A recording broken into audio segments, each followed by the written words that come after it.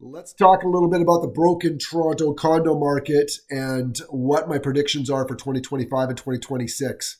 In the last few weeks, I spoke about the chain of ownership and how it's been broken. The usual path to home ownership starts with a young professional investing in a condo, and then his payments are made to his mortgage and values go up, equity is built. And as that young professional's income starts to rise and wealth starts to be accumulated, the condo owner now has the foundation to move into the freehold market and eventually into a detached house. This equity is such an important cornerstone in the chain of events that makes for a healthy real estate market. And this cornerstone is not being made. We're not building that equity, and it's really, really big problem for a healthy Toronto real estate market. In Toronto, we have about 30,000 properties currently for sale. Of those 30,000, 70% of them are condos. This is too much discrepancy. There's far too many condos for sale. They're not moving. Condo owners cannot make the move to the freehold that they want. They're very much trapped in this marketplace. So why aren't condos moving? Well, too much supply and a decrease in the number of buyers. I'm going to explain this to you. To understand the increased supply and the decreased demand, we need to understand the two types of condos that make up the marketplace. There are pre-built condos, and then there are resale condos. Resale condos is pretty obvious. Somebody's bought it, they now want to sell it. That's a resale condo. Pre-built condos are properties that have yet to be built. They're sold off of plan. You might be able to walk through a showroom and see, the fancy cabinetry, etc., but you're largely buying these off of a floor plan. You're buying them off of a piece of paper.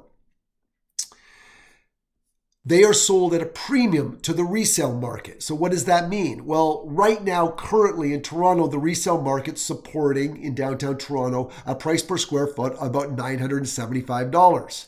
That means the pre-built market's probably selling things at over $1,100 a square foot or $1,200 a square foot. There's a premium to the current resale market. Think of it as a new car lot right across from a used car lot. You can buy that Honda Civic across the road for 30 grand, or you can buy one that's been used for 6 years and you can buy it for 20 grand.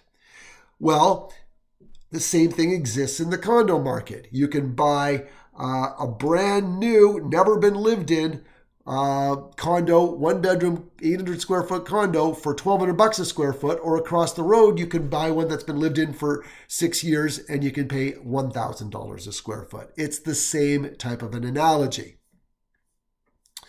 There's three types of condo buyers. There are the flippers. They're the long-term investors. And then, of course, there's the end users. The flippers. These are foreign and domestic investors who are buying pre-built and they're paying in installments. And their hope is that even though they're paying an inflated rate, by the time that condo is built, they will be able to sell it at a price per square foot higher than they paid. However many years ago that was. So they bought, let's say in 2022 for $1,400 a square foot. It's now 2025. Their project is being completed. They're hoping to be able to sell for $1,600 a square foot, make a nice little profit, dust it off, and move on to the next. But this is no longer.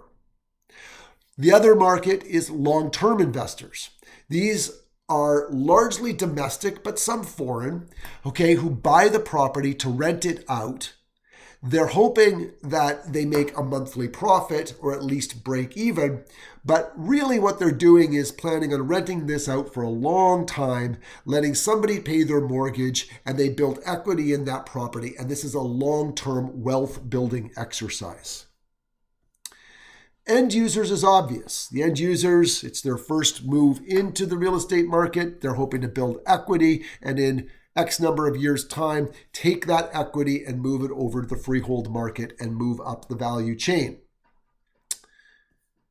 Each have their own criteria of value and success. And in each case, the flippers, the long-term investors, and the end users, that value chain is broken.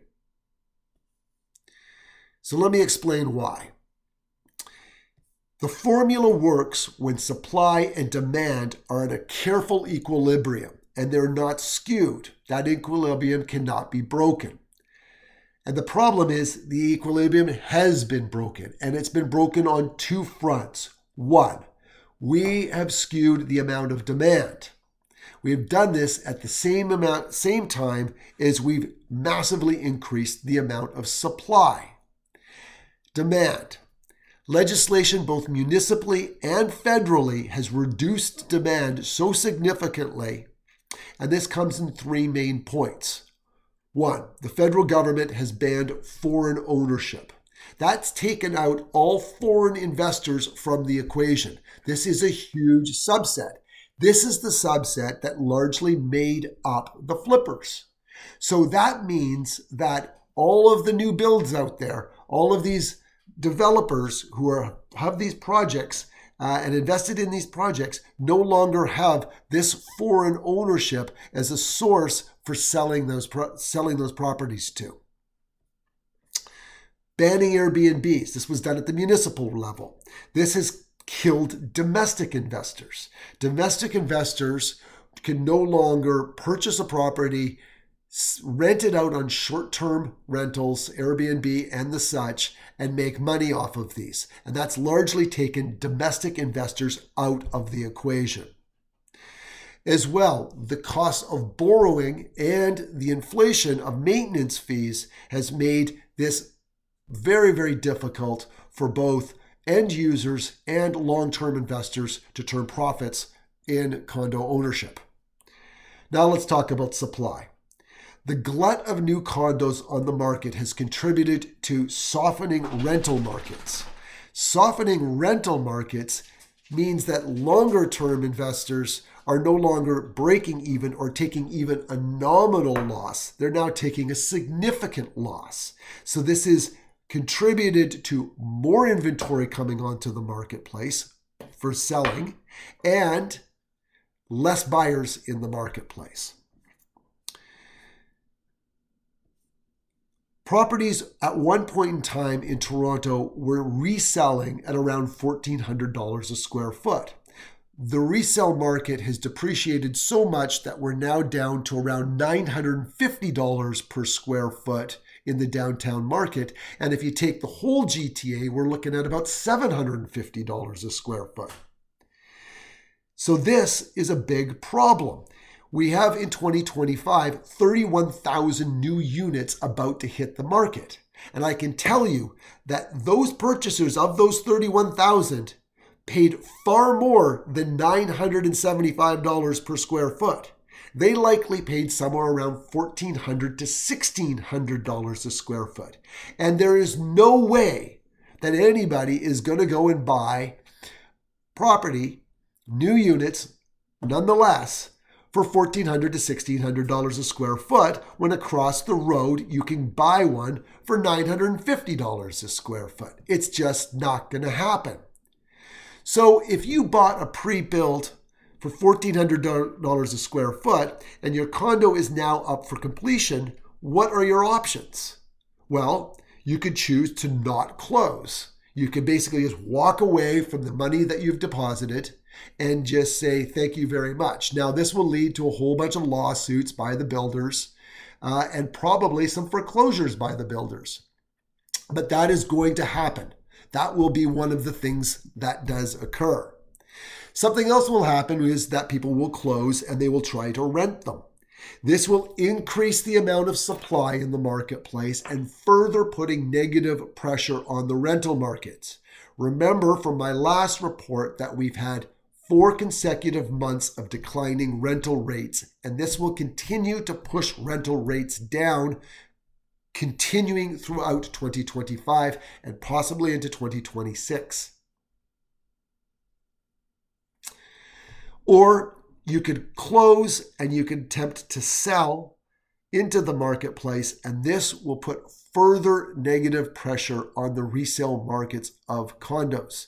So if we're at 70% of all listings in Toronto are currently condos, and we have 31,000 new condos coming onto the marketplace this year, think about what that's going to do for condos and their prices. Condo prices are not going to go up in 2025. They will not go up for the first half of 2026.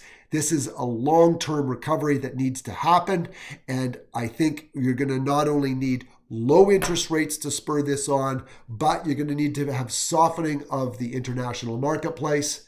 And I just do not see a bright future ahead for the condo market over the short to mid-term.